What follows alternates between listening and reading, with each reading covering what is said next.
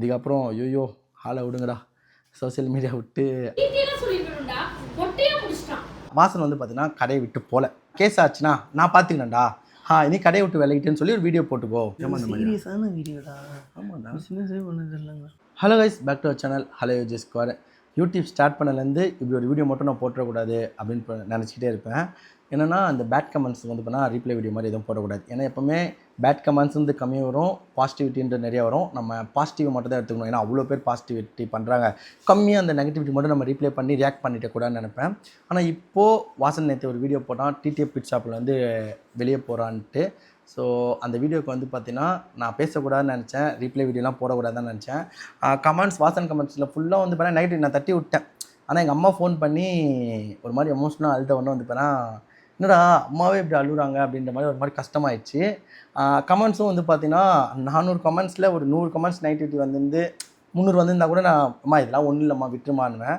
ஆனால் 400மே வந்து பார்த்தீங்கன்னா நெகட்டிவிட்டி பசங்களா ஒரு மாதிரி ட்ரிகர் ஆகிட்டேன். அதாவது இந்த டாக்ஸிக் சோசியல் மீடியான்றாங்க பாருங்கள், அதெல்லாம் நான் அதில் தான் பார்த்தேன்.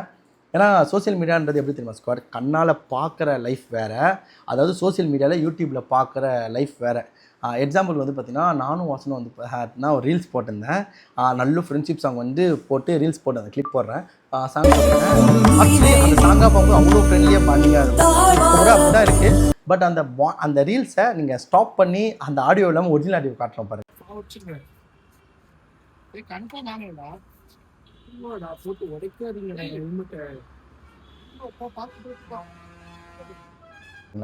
அந்த ஒரிஜினல் ஆடியோவில் வந்து பார்த்தீங்கன்னா அவன் ஹெல்மெட்டை ஒழுங்காக போடு அந்த மாதிரி சம்திங் சொல்லியிருப்பான். அந்த மாதிரி இதுதான் இருக்கும். ஆக்சுவலி நீங்கள் பார்க்குறது ஒன்று, அது வீடியோவில் பார்க்குறது ஒரு மாதிரி இருக்கும். எக்ஸாம்பிள் வந்து பார்த்தீங்கன்னா வீடியோவில் வந்து எடிட்டில் வந்து அந்த வீடியோலேயே வந்து நிறைய விஷயத்தை நாங்கள் வாசன் பண்ண தப்பு என்னென்னா எல்லாமே ஓப்பனாக பேசாமல் விட்டோம். ஏன்னா இந்த அளவுக்கு நெகட்டிவிட்டி வந்திருக்காத எனக்கு வந்திருக்குமான்னு கேட்டிங்கன்னா வாசன் அந்த வீடியோவில் கொஞ்சம் ஓப்பனாக பேசியிருந்தா நல்லா இருந்துக்கும்னு தோணுது. நான் என்ன நினச்சேன்னா வந்து பார்த்தா இது நெகட்டிவிட்டி வரும், பட் இந்த அளவுக்கு வராது அப்படின்னு நினச்சேன். என்னாச்சுன்னு அப்படின்னா வாசன் வந்து ஸ்டார்டிங்லேயே வந்து பண்ணால் கடையை விட்டு போகிறேன்னு சொல்லியிருப்பான். நானும் கடையில் நிறையா பிரச்சனைங்க இருக்குது, அதனால தான் வந்து பண்ணால் வாசன் போகிறேன்னு சொல்லி வீடியோவில் இருக்கும். நான் எண்டில் வந்து பார்த்தீங்கன்னா உங்களுக்கு ஒரு சில விஷயம்லாம் சொல்லணும், அதை நான் சொல்கிறேன். ஸ்டார்டிங்கில் வந்து கடையை விட்டு போகிறேன்னு சொல்லிட்டு வாசன் சொல்லியிருப்பான். அது வந்து பார்த்திங்கன்னா நான் ஒன்று சொல்லியிருப்பேன், அது வாசன் வீடியோவில் இல்லை, கட் ஆகிடுச்சு போல், எடிட்டர் கட் பண்ணிட்டாங்க. ஸோ ஒன்று சொல்லுமாப்ல வாசன் தான் கடை விட்டு விடுறான். ஆமாம், விளக்கில் ஏன் கடையிலுக்கு கஸ்டமர் தான் வர்றது இல்லையா? ஸோ என்ன இருக்குன்னு வந்து பார்த்தீங்கன்னா வாசன் கடையை விட்டு போகிறான் அப்படின்னு சொல்லியிருக்கும் போது நான் அதுக்கு ரீசன் சொல்ல, கடையை விட்டு நீ இப்போ போமாப்பில்ல, ஆனால் கடையை விட்டு போனாலும் கடையில் இந்த கடன் பிரச்சனைலாம் இருக்குது, அது எல்லாத்தையும் ஸ்டடி பண்ணி நான் பக்காவாக வந்து பண்ணால் கடையை ரெடி பண்ணிட்டு திரும்பி வர ஷேர் எல்லாமே ஆளுக்கு பாதி ஷேர் தான் ஏன்னா சொல்லி வளர்க்குறேன். ஸோ எங்கெங்கெல்லாம் கையெழுத்து போடணும் சொல்லுமாப்ல. வாசன் தான் கடை விட்டு விடுறான். ஆமாம், விளக்கில் கடை இன்னும் இங்கே தான் இருக்குது, டிடிஎஃப் பிட் ஷாப்னு சொல்லி நீங்கள் சென்னையில் போட்டிங்கன்னா கோடிகளில் வந்து கொஞ்சம் சதிவுகள் இருந்தாலும் நாளைக்கு பல கோடிகள் லாபம் வரும், அப்போ திரும்பவும் வரும். கடையில் இப்போ கடன் வந்து ரொம்ப இருக்குது ஸ்கொயர். எல்லாருக்கும் தெரியாது இந்த விஷயம். கடைக்கு வந்து பண்ணால் இன்வெஸ்ட்டுக்கு காசு வாங்கியிருந்தோம், வட்டி காசு வாங்கியிருந்தோம். அந்த வட்டிக்கு வந்து காசுக்கு அவங்க பெரிய பிரச்சனை ஆயிடுச்சு. அந்த பிரச்சனையாகும் போது நான் வந்து என்ன பண்ணேன்னா, நான் தான் சொல்லுவாங்களே சோசியல் மீடியா லைஃப் ரியல் லைஃப்னு, அப்போ வந்து சோசியல் மீடியா தெரியாமல் ஒரு கார் வச்சுருந்தேன், BMW கார் வாங்கியிருந்தேன். அதாவது BMW ரொம்ப ஆல்ரெடி கமெண்ட்ஸில் ஆல்ரெடி பணம் அதிகமாக வரும்னு சொன்னீங்க, அதெல்லாம் உண்மையில் அது எல்லாமே ஒவ்வொன்றா சொல்கிறேன். அந்த ஒரு காரை வந்து பார்த்தீங்கன்னா என்னோடய ஆசையான காரை வந்து பார்த்தீங்கன்னா அவங்கக்கிட்ட போய் வந்து கொடுத்துட்டேன். ஏன்னா 2 பேர் கடை பொறுப்பு தான். ஸோ அப்படி இருக்கும்போது வந்து பார்த்தீங்கன்னா என்னோடய காரை இந்த வச்சுக்கோங்க, ஜாமீனுக்கு வச்சுக்கோங்கன்னு சொல்லி காரை எடுத்துகிட்டு போய் கொடுத்துட்டேன். இன்னொரு டவுட் என்னன்னா வாசன் மட்டும் இன்வெஸ்ட் பண்ணியிருக்கான் அப்படின்னு சொல்லிட்டு நிறையா பேர் சொன்னாங்க. ஸ்டார்டிங்கே வந்து பார்த்தீங்கன்னா வாசனும் இன்வெஸ்ட் பண்ணால், நான் அதுக்கப்புறம் நானும் இன்வெஸ்ட் பண்ணேன். என் ஃப்ரெண்டுக்கு முகமதுன்னு ஒருத்தர் இருக்கான், அவங்ககிட்ட வந்து பார்த்தா 5 லட்ச ரூபா வாங்கினாங்க, கடைக்கு தான் வாங்கினான். ஆனால் அந்த காசை வந்து பார்த்தீங்கன்னா வேறு வழி இல்லாமல் நான் எங்கள் அம்மாவோட நகையை அடகு வச்சு அந்த 5 லட்சத்தை கொடுக்க வேண்டியதுச்சு. அப்புறம் பிரவீன் எங்கள் 2 பேருக்கும் மியூச்சுவல் ஃப்ரெண்ட் ஒருத்தருக்கான், அவங்ககிட்ட கடைக்காண்டி 5 லட்சம் வாங்கினா.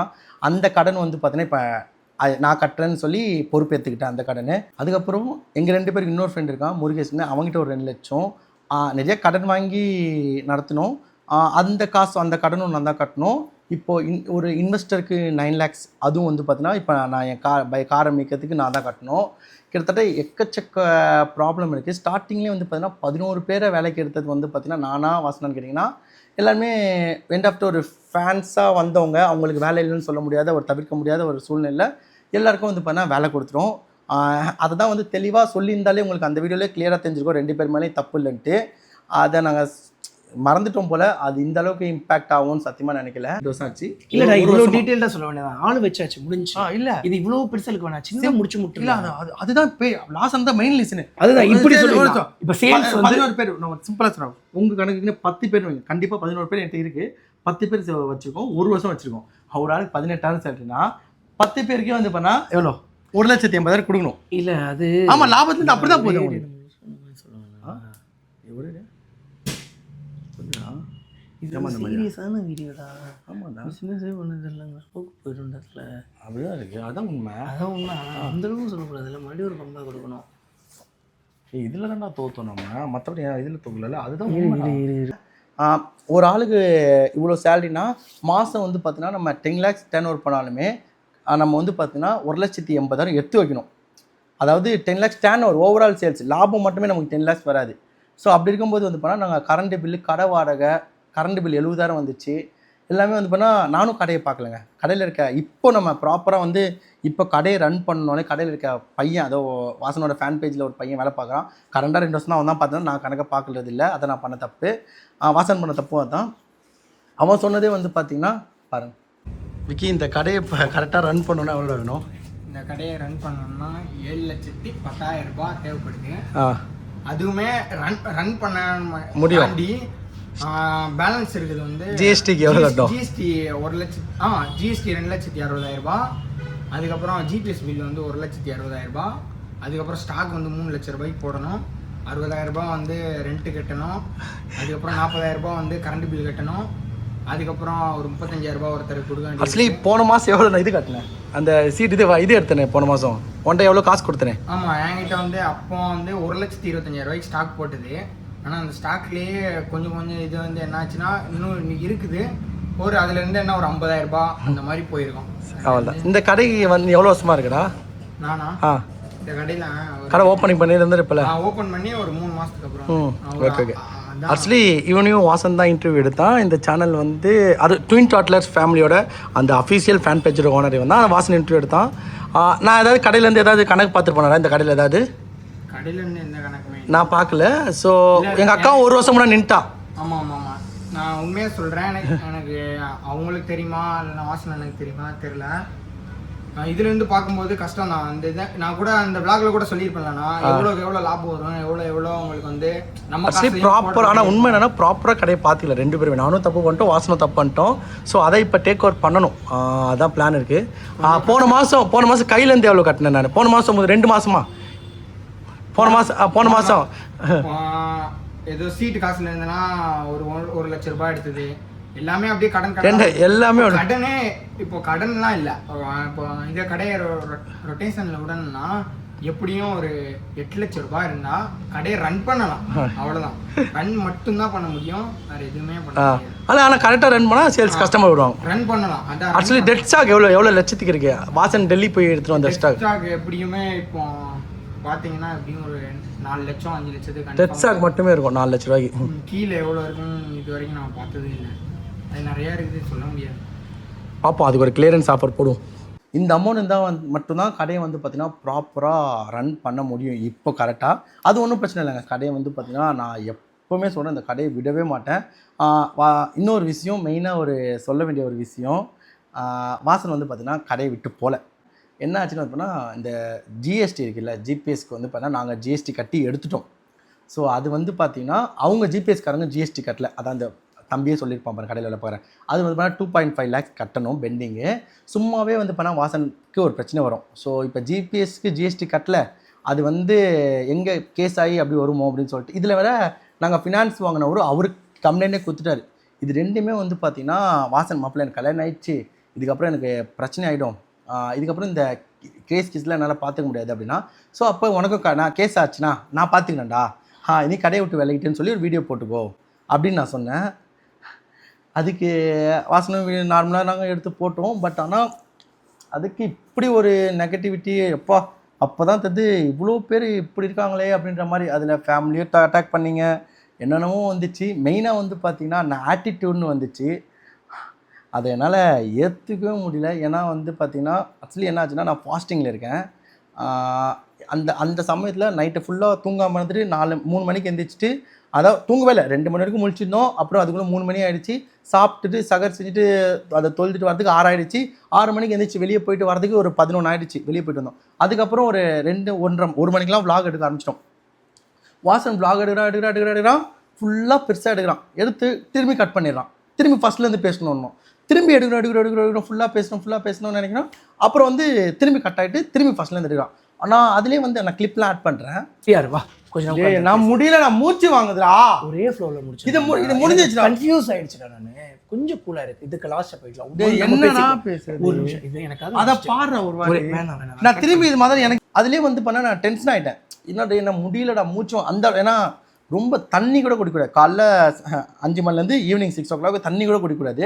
அந்த மாதிரி ஒரு ஆல்ரெடி நான் காலைல சுற்றி டயர்டாகி அந்த மாதிரி ஒரு டயர்ட்னஸில் இந்த ஒரே ஒரு டைம் எடுத்துலாம். ஒரே ஒரு டைம் எக்ஸ்பிளைன் பண்ணுறேன். இது ஓகே திரும்ப என்ன முடியாது. அது ஃபேஸு அது எப்படி அந்த அளவுக்கு உங்களுக்கு போர்ட்ரேட் ஆச்சுன்னே தெரில. ஒருத்தனுக்கு நல்லது பண்ணி ஆக்சுவலி எப்பவுமே நிறைய விஷயம் நல்லது இருக்குது. நான் அதை பற்றி பேசணுன்னா அந்த வீடியோவில் வந்து பேச வேணாம் அப்படின்னு சொல்லிட்டு பார்க்குறேன். நிறைய விஷயங்கள் இருக்குது. ஒன்றே ஒன்று சொல்கிறேன், எனக்கும் வாசனுக்கும் பாண்டிங் வந்து எங்கள் 2 பேருக்கு தெரியும். அது வந்து யாருக்குமே சொல்லி இந்த மாதிரி கமெண்ட்ஸ் பண்ணி எனக்கு பயமாக இருக்குது. இந்த கமெண்ட்ஸ் ஐயோ கரண்ட் வர போயிடுச்சு. எனக்கு பயமாக இருக்குது. இந்த மாதிரி கமெண்ட்ஸ் வந்து என்னடா இப்படி ஒரு மாதிரி என்னையே ட்ரிகர் பண்ணிச்சு அப்படின்ற மாதிரி இருக்குது. என்ன உண்மையாகவே வந்து பண்ணால் பிடிச்சவங்களுக்கு வந்து பண்ணால் நான் ரொம்ப கெட்டவன்ற மாதிரி ஒரு போர்ட்ரேட் இருக்கே அப்படின்றதுக்காண்டி மட்டும்தான் இந்த ஒரு வீடியோ. அண்ட் என் ஃபேமிலி வந்து பண்ணால் ரொம்பவே எமோஷனலாக இருப்பாங்க. கடைசியாக ஒரே ஒரு விஷயம் சொல்கிறேன். அஜி நிறையா ஷார்ட் அண்ட் ஸ்வீட்டாக முடிச்சலான்னு தான் பார்க்குறேன் அந்த வீடியோ. அஜிஸ் கிட்ட நிறையா காசு இருக்குது அப்படின்னு சொல்லிட்டு நிறையா பேர் நினச்சிட்டு இருக்கீங்க. இன்னொரு விஷயம், தள்ளுவண்டி கடை போட்டவனுக்கு என்னடா இவ்வளோ ஆட்டிடியூடு. ஆக்சுவலி ஆட்டிடியூடு எப்போவுமே வந்து பண்ணால் இருக்கணும் போல். ஏன்னா ஆட்டிடியூட் இல்லாமல் இருக்கிறது தான் இப்போ பிரச்சனை போல். செல்ஃபிஷ்டாக இருக்கான் அப்படின்னு சொல்லிட்டு சொன்னாங்க. எல்லா மிடில் கிளாஸும் வந்து பண்ணால் ஒரு பாயிண்ட் ஆஃப் வியூ வந்து பண்ணால் செல்ஃபிஷ்டாக தான் இருப்பாங்க. ஏன்னா தான் ஃபேமிலி இருக்குது, எல்லா சுச்சுவேஷனுக்கு. ஆனால் அந்த செல்ஃபிஷ் தன்னை கூட இல்லாமல் தான் இவ்வளோ நாள் இருந்திருக்கேன். சோசியல் மீடியாவில் பார்க்கும்போது வேறு மாதிரி தெரியும். பட் ரியல் லைஃப்பில் உங்களுக்கு எப்படின்னு தெரில. மெயினாக வந்து அஜிஸ் கிட்ட நிறையா பணம் இருக்குது அப்படின்னு சொல்லிட்டு ஒரு கமெண்ட்ஸ்லாம் பார்த்தேன். வீடு வாங்கியிருக்கேன். எல்லாமே வந்து பண்ணால் லோன் போட்டு மாதம் லோன் கட்டிட்டுருக்கேன்.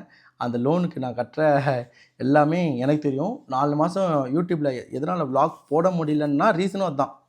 இப்போ நான் ஏதாவது ஒரு கண்ட்ரி ரைடு ஏதாவது பண்ணணும், அதோட எக்ஸ்பீரியன்ஸ்க்காண்டி மந்த்லி எக்ஸ்பென்ஸ் வேணால் இதை கட்ட முடியாமல் போயிடுமே அப்படின்னு சொல்லிட்டுக்காண்டி மட்டும்தான் ரீசன்.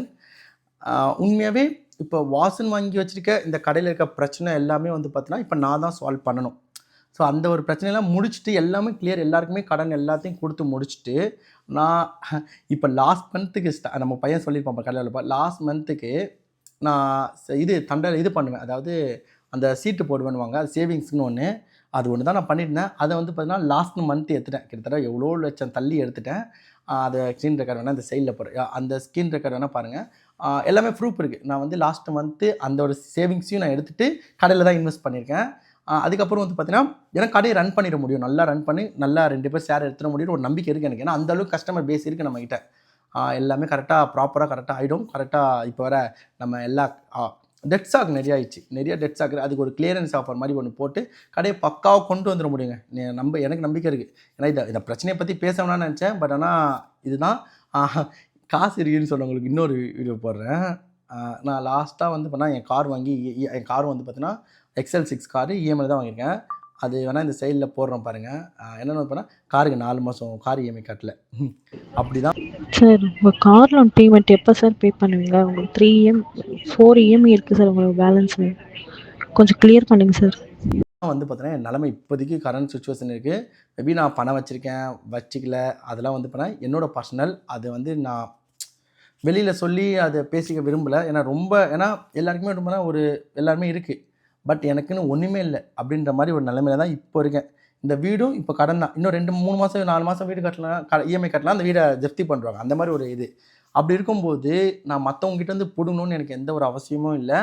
அதே மாதிரி எங்களோட ஃப்ரெண்ட்ஷிப்புக்குள்ளே எந்த ஒரு பிரச்சனையும் இல்லைன்னு நான் நினைக்கிறேன்.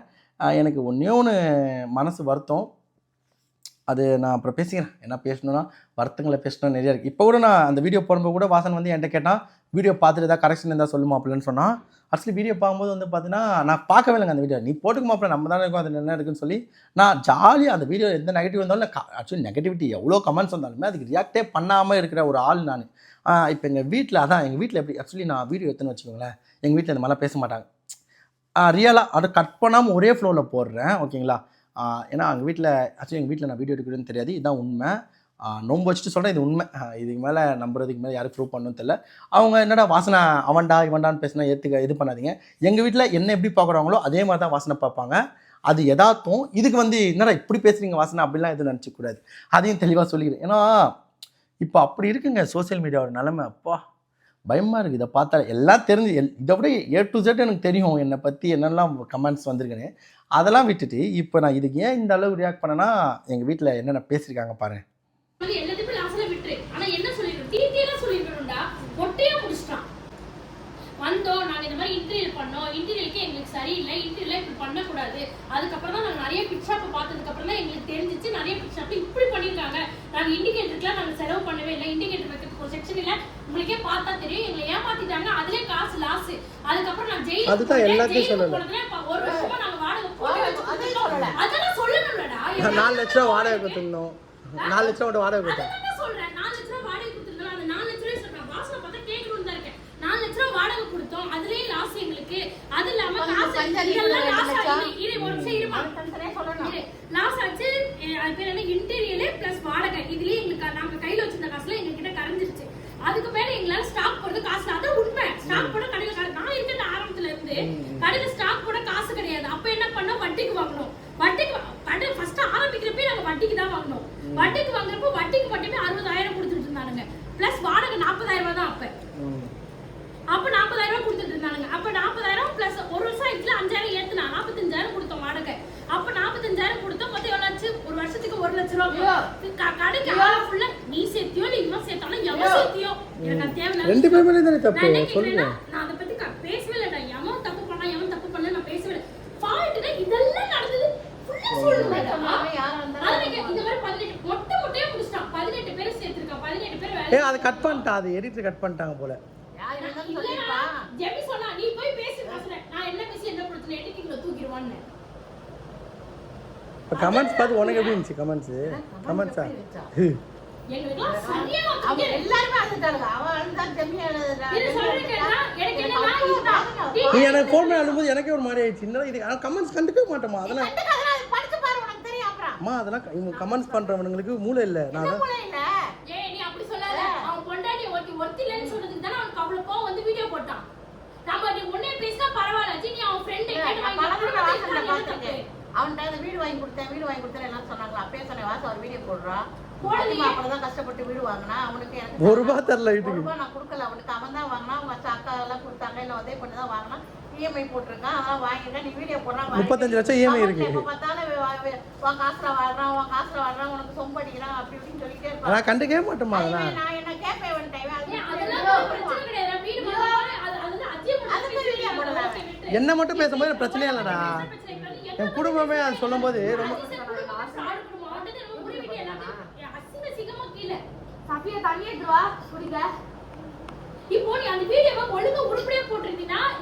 எனக்கு அவன் வீடியோ எடுக்கும்போது நெகட்டிவ் கமெண்ட்ஸ் வரும்னு நினைச்சேன்டி. ஆனா அவன் டெலிட் பண்றான்னு நினைச்சேன். ஏன் டெலிட் பண்ணலன்னு தெரியல. அந்த கமெண்ட்ஸ் எப்பவுமே அவன் கமெண்ட்ஸ் பாக்குற ஆளு தெரியல. அப்ப அவன் 3 லைக். ஆமா எஸ் அவன் குடும்பமே அப்படிதான். அப்படி அது கீழ 3 பேர் ரிப்ளைடா. ஓ போன்ல நீ உன் கூட சேர்ந்து தான் உன் லைஃபே ஸ்பாயில் பண்ணிட்டானா? வாசன் வந்து வாசனோட லைஃப்ல பெஸ்ட் பார்ட் எதுனா உன் கூட சேர்றதுக்கு முன்னாடி இருந்தது தானா? இதெல்லாம் படிக்கிறப்ப எப்படி இருக்கும்? கண்டுக்க கூடாது கமெண்ட்ஸ். நான் அதான் சொல்லுவேன். கமெண்ட்ஸ் வந்து எவனுமே வந்து அந்த கமெண்ட்ஸ் வந்து இதை பாரு 200 பேர் கமெண்ட்ஸ் வந்திருக்கு. நான் என்ன கேக்குறேன், ஒரு வீடியோ போட்டா உருப்படியா போடணும். இவங்க 2 பேரோட லைஃப் சம்பந்தப்பட்ட விஷயம் இது. இவன் பேரே நெகட்டிவ் வரப்படுது, அவன் பேரே நெகட்டிவ். அப்ப எப்படி போடணும்? நான் நீ அவன் வீடியோ போட்டது விலகிறது சொல்ல 8 பேருக்கு பிரச்சனையே கிடையாது. பிரவீன் அவன் விலகுறான், அவன் போடுறான். அதை வந்து ப்ராப்பரா போடணும். ஏன்னா கொஞ்சம் கொஞ்சமாக போடுவாங்க. இந்த மாதிரி ஆச்சு 18 பேர் வேலைக்கு சேர்த்தோம். ஒரு ஆளுக்கு 18,000 சம்பளம் வச்சா 1,80,000 மாசம் கொடுத்தோம்.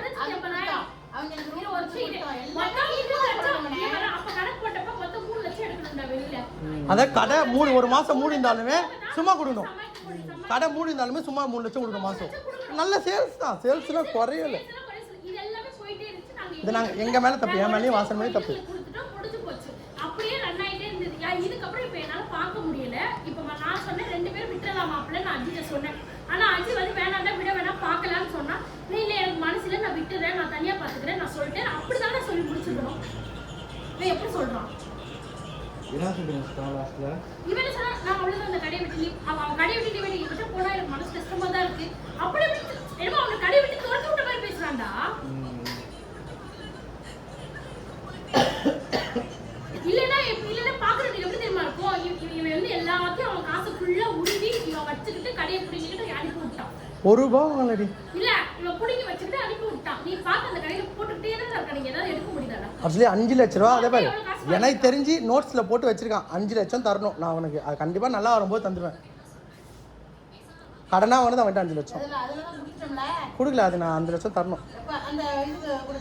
வீட்டுக்கு 5 லட்சம் அந்த வாங்கும்போது அடகு வச்சு கொடுத்தோமா, அது நான் கடையில் இன்வெஸ்ட் பண்ண மாதிரி நினச்சிக்கிட்டேன். புரியுதா? 1.5 லட்சம் நான் அது எல்லாமே நான் இன்வெஸ்ட் பண்ண தான் நினச்சிக்கிட்டேன். புரியுதா? அது கழியாது அது இப்போ அவனுக்கு. ஆனால் அவன் காசு 5 லட்சம் நான் தரணும்னு எழுதி வச்சிட்டேன்.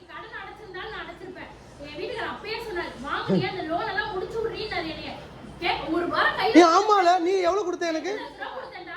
அதெல்லாம் இப்ப நான் தான் தரணும்.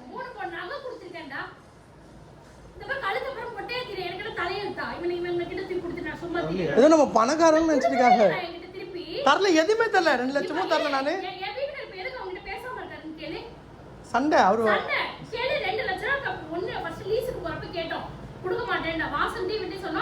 நான் கடையில இருந்து எடுத்து தரேன். நீ 1 லட்சம் குடு மாப்ள அவங்க கொடுத்துருவாங்க. ஏன்னா நானே அக்கா தான் வாங்கி கொடுத்தோம். ஏன்னா லீஸ்க்கு போய் நான் வாடகை இல்லாம இருப்பேனா? 5000 ரூபாய் அந்த சின்ன வீட்ல வாடகை. நம்ம ஏதோ பணக்காரங்க நினைச்சிட்டாங்க போல இவங்க. கூட சேர்த்து தரதுக்கு நான் அனுபவிக்கிறேன்டா. நீ வாடகை லீஸ்க்கு போற என் கையில 1 லட்சம் வாடகை 3 லட்சம் வந்துச்சு. நான் போறேன், எனக்கு 2 லட்சம் கொடுங்கடான்னு கேட்டேன். கொடுக்கல. அதை விட இப்ப மாமா ஊருக்கு போனாங்க, ஓட்டப்பட 50,000 கேட்டேன். நாளைக்கு போன் அடிச்சேன்னா டேய் உன் காசு தர மாட்டேங்கிறாங்கடா. என் வீட்டுக்கு ஃபோன் பண்ணி திட்டுறாருன்னு சொல்லிட்டு சொன்னேன்ல, சரியான சண்டை. எனக்கு அவளுக்கு அவ்வளவு சண்டை. உன் தம்பியை கேளு, உன் தம்பி நம்பி தானே நான் கொடுத்தேன். இப்போ நல்லா கேட்போம். நம்ம காசு ஒருத்தருக்கு இருக்கு. இதுக்கெல்லாம் நீ அழக்கூடாதுமா. நான் சொல்றேன், இதை விட நெகட்டிவ் கமெண்ட் நம்ம அழக்கூடாது. இதெல்லாம் ஒரு விஷயமே கிடையாது. நான் 7 வருஷம் நகை ஒண்ணு காசு கொடுக்க சொல்லு, இல்ல நகையாவது திருப்பி கொடுக்க சொல்லு. அதை வித்துட்டு கூட நான் போய்க்கிறேன். நகை ரேட்டு ஏறிச்சுல, நான் அடமான வச்சுட்டு கூட நான் உண்மையா சொல்ல, அந்த நகை இருந்தா கூட அடமான வச்சுட்டு இவ்வளவு கஷ்டப்பட வேண்டிய அவசியம் இல்லை. மாமா என்ன சம்பளம் அனுப்பல, அந்த 3 மாசம் இருக்கு ஜாமீன் பண்ணி நின்று போயிருந்திருப்பேன். அது காசு அனுப்புறப்ப திருப்பிக்கலான்ட்டு. பிள்ளைக்கு ஸ்கூல் ஃபீஸ் கட்டல, அதுக்கு காசு ஒவ்வொருத்தருக்கு கேட்டு எடுத்துக்கிட்டு இருக்கேன். இப்போ இவ்வளவு கஷ்டப்பட்டு நான் எதுக்கு அப்ப கொடுக்கணும்? நம்ம தம்பி நல்லா இருக்கட்டும், நல்லா வந்துருவானுன்னு சொல்லி தானே கொடுத்தோம். நான் அதுதான் வீடியோல சொன்னமா. நான் இந்த கடை இப்போ கஷ்டத்தில் இருக்கு, நாளை மீன் குழம்பு அந்த உனக்கு சேரை உனக்கு குத்துருவேன்டா, பார்ட்னர்ஷிப் அப்படியே இருக்கும்டான்னு. அதெல்லாம் வரவே இல்லையே. வரலையே அதெல்லாம். நீ பேசுறது என்ன தெரியுமா? எல்லாம் நீ வந்து திமிரா நின்னது, இப்போ இப்படி நின்னு நீ வந்து அவன் பேசுறது உனக்கு சலிப்பு தட்டினது, இது மட்டும் தான் போட்டிருக்காங்க. இவன் பண்ணுவாங்கடா, அவன் ரொம்ப பேசிட்டே இருக்க வேற அப்படின்ற மாதிரி கூட அந்த மாதிரி பண்றது. ஏய் வீடியோ தாண்டி உங்களுக்கு நிறைய இருக்கும்டா. அது வந்து என்ன சொல்றாங்கன்னா இவன் வந்து ரொம்ப ஆட்டிட்யூட் காமிக்கறானா. ஐயோ உடனே சொல்றானுங்க நான் கமெண்ட்ல இவன் ஆட்டிட்யூட் காமிக்கறான். நான் எல்லாம் ரீப்ளை பண்ணவே மாட்டேன், விட்டேன் நான். ஏன்னா இந்த கமெண்ட்ஸ்லாம் நீங்கள் இவ்வளோ ரியாக்ட் பண்ணவே தேவையில்ல. நம்ம கண்டுக்காமல் போயிட்டே இருந்துருக்கு நான் கமெண்ட்ஸுக்கு. அம்மா இது அழுதது தான் எனக்கு கஷ்டமாக இருக்குது. எதுக்கு இதுக்கு அழுணும்? அதுதான் கடவுள். அதான் சோசியல் மீடியாவில் வந்து பார்க்குறவங்க அப்படின்னா சோசியல் மீடியாவில் பார்க்குறவங்க எது நிஜம் எது பொய்யும் தெரியாது. பார்க்கறத மட்டும் தான் நம்புவானுங்க. அவங்க அதை பார்த்துட்டு எனக்கே கடைசியில் ஒரு இது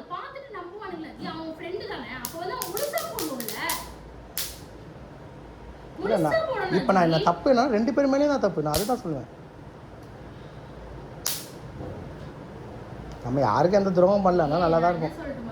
நீ 2 பேருமே நான் என்ன சொல்றேன், 2 பேருமே கடை வந்து பார்க்கல. என்னடா நான் 2 பேருமே பார்க்கல. 2 பேருமே கடையை மெயின்டெய்ன் என்ன அந்த திட்டுவாடா நம்பி கடையை 6 மாசம் வேலைய பார்க்க விட்டேன். அதுக்கு அப்புறம் நான் போய் தான் கடையை ரெடி பண்ணோம். இல்லனா அதையும் இத பாரு, இவ பேசறால இவ என்னென்ன திட்டுனா தெரியுமா? கடையை பார்க்க துப்பு இல்ல என்னன்னமோ கேட்டானே. உண்மையா சொல்றேன், ஏன் துப்புல தான் எனக்கு உண்மையிலே. அதனால தான் இந்த நீனா 1 மாசம் உட்கார்ந்து மெயின்டெய்ன் பாருங்க. கவுண்ட் வந்து புதுசுல அந்த வரவு செலவு கணக்கு பார்த்து அதுக்கப்புறம் நீங்க அடுத்த ஆள்கிட்ட நம்பி விட்டுட்டு போங்க அப்படின்னு சொன்ன. அவனும் உட்காரல. இவன் அப்பதான் நேபாள் ரேட்டு போறேன், அங்க போறேன், இங்க போறேன்னு போறாங்க. அப்படியே சொன்ன கடையை தந்து 2வது வாட்டி திருப்பி புது கடைன்னு சொல்லிட்டு திருப்பி இப்ப எல்லா ஸ்டாக் இது அப்படின்னு சொல்லிட்டு ஆரம்பிச்சானுங்களே. அப்பயும் நான் சொல்றேன் இதுவே இல்லையடா. எவ்வளவு கமெண்ட்ஸ் அதெல்லாம் விடுடா. எங்கடா இல்ல அதான் நான் ஆசைப்படுறேன். ஏ ஃபேமிலி எங்கடி திட்டுனாங்க? அதெல்லாம் சப்பாரு படிச்சு காமிக்கிறேன். போடுற வீடியோவை தெளிவா போடுறதால இந்த பிரச்சனை. ஆமா அவனுக்கு அதான் நான் தப்புன்றேன். நான் இப்போ வந்து அவங்களே சொல்ல தப்பு இல்லை, அவங்க பார்க்கறது அவங்க என்ன பார்த்துட்டாங்கன்னா அஜீஸ் வந்து அந்த வீடியோவை பார்த்தா அஜீஸ் வந்து பாவம் ஏமாத்திட்டான். அப்படிதான் எனக்கு புரியுது ராஜி. இப்ப நான் வந்து உங்களை பத்தில யாருமே தெரியாம அந்த வீடியோ நீ நம்ப. ஆமா நீயே நம்ப வேணும் போது அப்ப மக்கள் நம்ப மாட்டாங்க. ஏன்னா நான் யாருமே தெரியாது. இப்ப பணிமணி பத்தி பேசுறாங்க.